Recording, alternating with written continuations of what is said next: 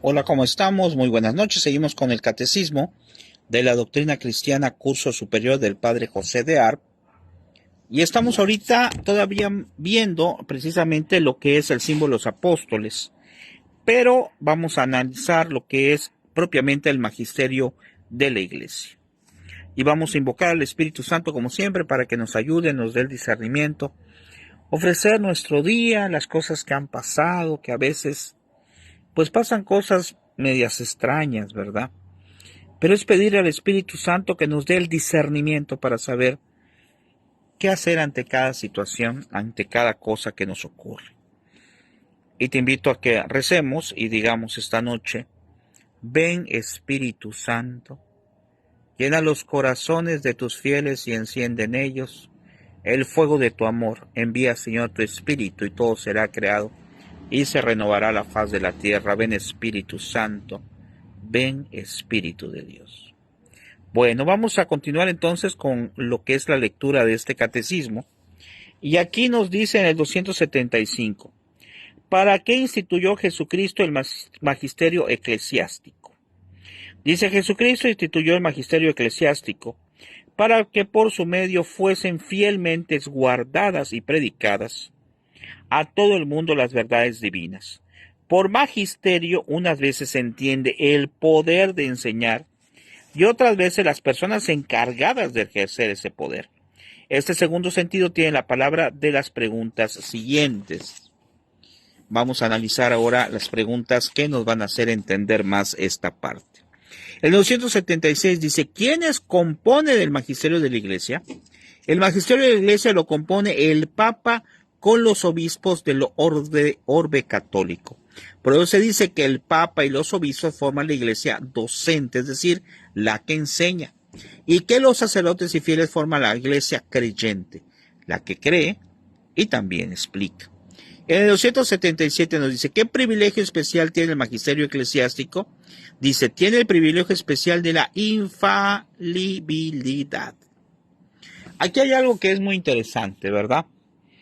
Puede ser que pues alguien, un laico o incluso un sacerdote, pues comente algo como un comentario personal. Pero cuando es algo donde está expresando el sacerdote, el religioso, la doctrina de la Iglesia está reflejando, explicando una verdad que es infalible. Igual que con el Papa, cuando son cuestiones doctrinales de fe. Sin duda alguna, esto es lo que saqué como aparece como la infalibilidad. O sea, no va a haber un fallo, un error en la cuestión doctrinal, definitivamente. Y nos dice en el 278, ¿qué quiere decir que el magisterio eclesiástico es infalible? Dice, quiere decir que la Iglesia nunca puede errar. Vean qué interesante. Estamos hablando del aspecto dogmático, es decir, de lo que es la doctrina.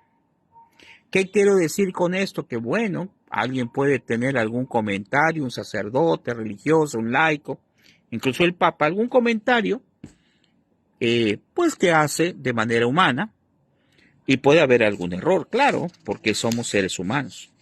Pero el aspecto doctrinal, es decir, lo que está ya aprobado por la Iglesia, lo que se ha consensado en los concilios, es obra del Espíritu Santo. Entonces ahí no hay ningún error. Dice, no puede errar ni en cosas de fe ni en cosas de moral. O sea, cuestiones humanas, pues bueno. Por eso San Pablo llama a la Iglesia columna y apoyo de la verdad, 1 Timoteo 3:15. El privilegio de la infalibilidad lo posee el magisterio eclesial en su conjunto, mas no cada obispo en particular. Vean qué interesante, ¿eh? Un solo obispo puede errar si se pone en contradicción con la totalidad del magisterio eclesiástico, como sucedió con Macedonio, Nestorio y otros. Claro, ¿verdad? Cuando hay pues alguien que puede darse el caso, no solamente hablamos de obispos, sacerdotes religiosas o laicos, que dicen cosas contrarias a la fe, pues lógicamente ya no hay infalibilidad porque ya existe un error allá. Pero siempre tenemos que analizar que lo que no va a haber error es en el aspecto doctrinal de la Iglesia. Por eso dice aquí, el privilegio infalibilidad lo posee el magisterio eclesial en su conjunto. Vean qué interesante. En 279 dice, ¿cómo sabemos que el magisterio eclesiástico es infalible en materia de fe y moral?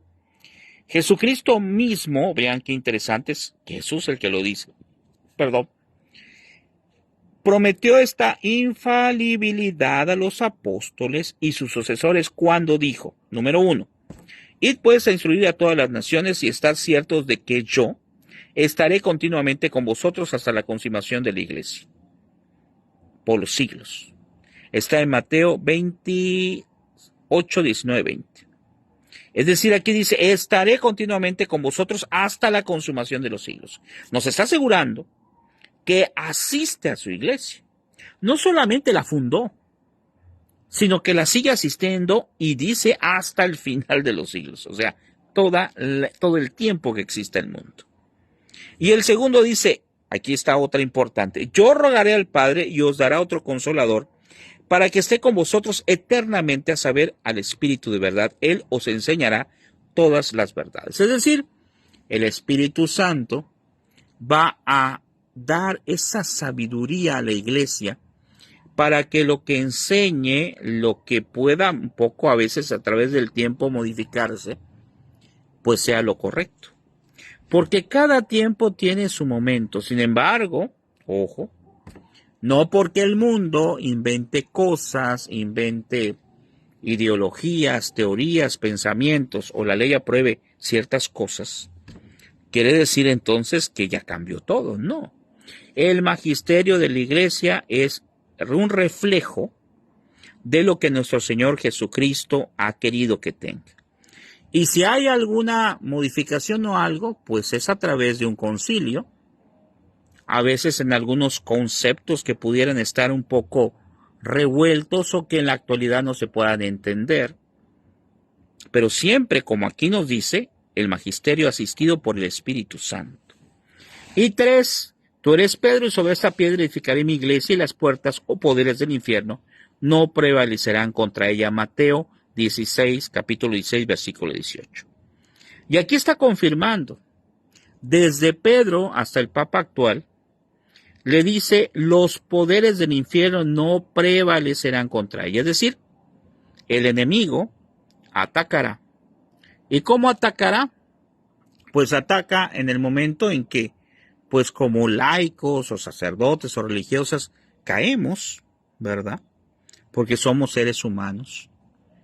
Pero yo creo que es un dolor muy grande para Jesucristo cuando un sacerdote, por ejemplo, decide ya no serlo, o una religiosa, o también, ¿por qué no?, un obispo, o un laico como nosotros. Claro, cada cosa tiene su nivel, y el dolor más grande tiene que ser para Jesucristo, sin duda alguna, que mientras más sea el nivel de compromiso con Dios, y el que se compromete decide ya no seguir, pues es mucho más el dolor. ¿Y por qué? Porque nadie nos obliga, o nadie obliga a nadie, a ser sacerdote, religioso, a ser laico comprometido, por ejemplo, a casarse. La persona que se casa por el magisterio de la iglesia, que es lo correcto, lo veremos en los sacramentos, pues, y se separa de su mujer, o al revés, la mujer del hombre, o los dos, como lo querramos ver, pues es una tristeza para Dios, porque ese ser humano consagró su vida al matrimonio, o a lo mejor al sacerdocio, o a ser religioso. Y cuando decide separarse, que ojo, libremente se eligió, pues debe ser muy triste para Dios, porque cualquiera que sea nuestro plan de vida, se lo estamos ofreciendo a Dios. Y eso quiere decir que le es agradable. Por eso, siempre que tomemos una decisión humanamente de nuestra vocación de vida, no nuestra vocación de profesión, aunque también es importante, pero nuestra vocación de vida, que son solamente dedicarse enteramente a Dios a través del sacerdocio, religiosos, entregarse enteramente al otro ser amado a través del matrimonio, o bien vivir de soltero también, pues debe de ser con plena conciencia, convicción y sobre todo con un ofrecimiento a Dios. Pedirle a Dios que lo que nosotros escojamos es lo correcto, sea lo correcto a sus ojos y también para nuestra propia salvación. Nos dice, si alguna vez pudiera suceder que la iglesia docente errase en sus doctrinas, sería necesario que toda la iglesia creyente también cayese en el error, puesto que está obligada a sujetarse a las enseñanzas de aquella, con lo cual resultaría falsa la promesa de Jesucristo, puesto que la iglesia universal sería vencida por el espíritu de la mentira, que es el infierno. Es decir, eso no puede ser. Jesucristo prometió la asistencia del Espíritu Santo, entonces no puede haber error en su doctrina.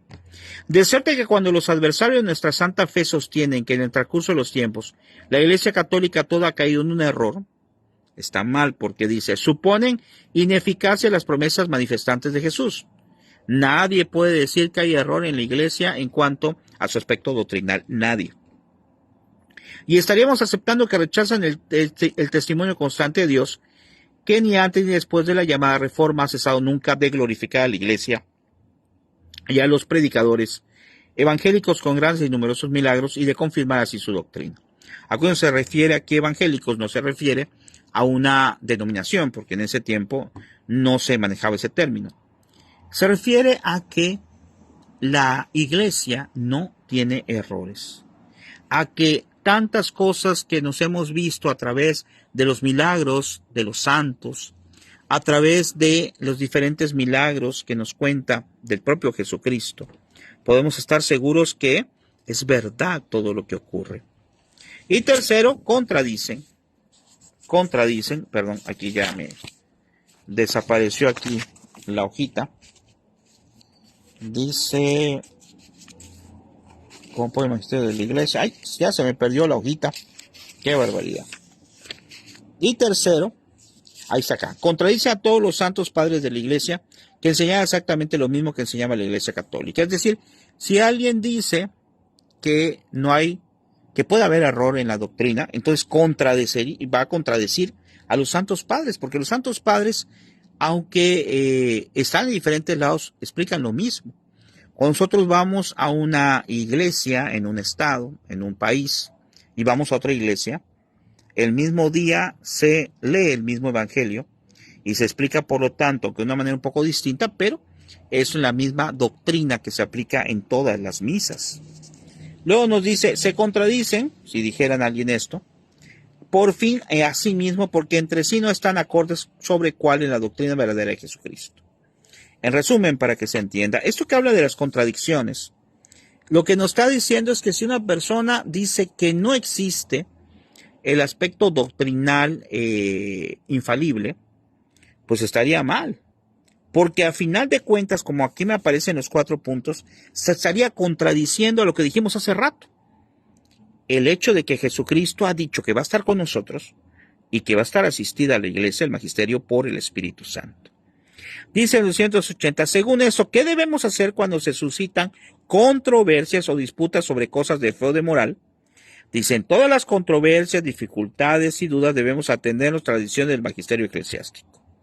Por eso, cuando hay algún comentario, algo que a lo mejor no se entiende muy bien, la iglesia, el magisterio, se reúnen los obispos y delimitan o especifican sobre la situación que se esté tratando. Por eso dice, Cristo mismo a unos ha instituido pastores y doctores, de manera que ya no seamos niños fluctuantes, ni nos dejemos llevar aquí y allá de todos los vientos de opiniones humanos. Eso está en Efesios 4, 11, 14. Cuando tengamos dudas de algo, de cualquier cosa de nuestra fe, tenemos que recurrir al magisterio de la iglesia. Buscar a algún sacerdote religioso, también puede ser un laico, que nos ayude y nos oriente para conocer a qué se refiere, porque nadie puede saber todo. Pero sin duda alguna que lo que nos enseña el magisterio de la iglesia es verdad y es comprobable en muchas cosas. Y en el 281 dice, ¿de qué fuente saca sus decisiones el magisterio eclesiástico? De las Sagradas Escrituras y de la tradición. En el 282 nos dice, no enseña entonces cosas nuevas la iglesia cuando suscita alguna controversia, declara lo que ha de creer. En realidad la iglesia nunca enseña cosas nuevas, ven qué interesante, sino que solo explica y defiende la antigua doctrina recibida de Jesucristo y de los apóstoles. Las definiciones dogmáticas de la iglesia a lo sumo pueden llamarse nuevas en el sentido de que fijan el verdadero significado de algo que se puso en duda, de que explican puntos oscuros o sacan las consecuencias que fluyen a las verdades reveladas. Es decir, no va a venir la iglesia si hay una controversia, ¿verdad? Por ejemplo, cuando se habla ahora de la ley del aborto, que antes no se utilizaba hace muchos años ese término, pues la iglesia no viene a dar algo nuevo, la iglesia viene a decir que Jesucristo, que la iglesia, que la Biblia defiende la vida. Tal vez lo que viene a hacer es mostrar más argumentos en cuanto a doctrina y también en cuanto al aspecto humano, en cuanto al aspecto científico, para demostrar lo que ya sabemos. En este caso, que el aborto, pues es un asesinato. Dice en 283, ¿en quién reside la infalibilidad del magisterio eclesiástico? En el Papa, con los obispos, dispersos o reunidos en concilio. Acuérdense que los concilios es cuando se reúnen los obispos, los arzobispos, y en muchos de los casos, o en todos los casos prácticamente con el Papa, para analizar alguna duda que pudiera tener la sociedad para hacer la aclaración. Están ciertos de que yo mismo estaré continuamente con vosotros hasta la consumación de los siglos, como ya dijimos, así lo dijo Jesús. La reunión de todos los obispos convocados por el Papa para deliberar y definir con ellos asuntos eclesiásticos se llama concilio ecuménico o universal. Si se convoca a los concilios no es porque la reunión de los obispos sea necesaria para la declaración de los dogmas y promulgación de las leyes, que para eso la autoridad del Papa basta, es decir, con que el Papa dijera esto es así es suficiente. Entonces, ¿para qué se hace? Los obispos se reúnen con el Papa para que con este aparato externo los fieles estén más tranquilos y seguros para dar a las leyes y decisiones dogmáticas más veneración y solemnidad, para ofrecer al mundo un espectáculo de la unidad y catolicidad de la Iglesia.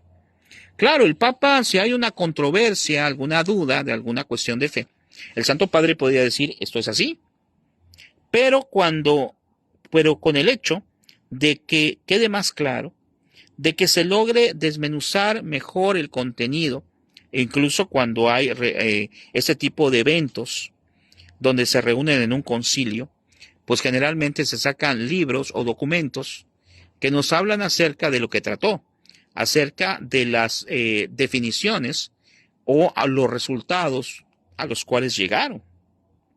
Dice en los 184, ¿cuándo es infalible el Papa por sí solo? Porque también puede ser que él diga esto es así y sin necesidad de un concilio. El Papa es infalible por sí solo cuando enseña ex cátedra, es decir, cuando como pastor y maestro de todos los fieles declara una doctrina de fe o de moral para la iglesia entera. Cuestión doctrinal, infalibilidad.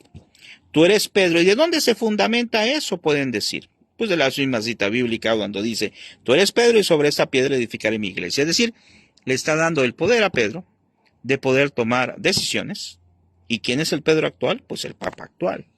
La infalibilidad del Papa en materia de fe y de moral fue declarada dogma, o sea, algo que es esa fuerza que se tiene que creer, en el Concilio Vaticano del año 1870.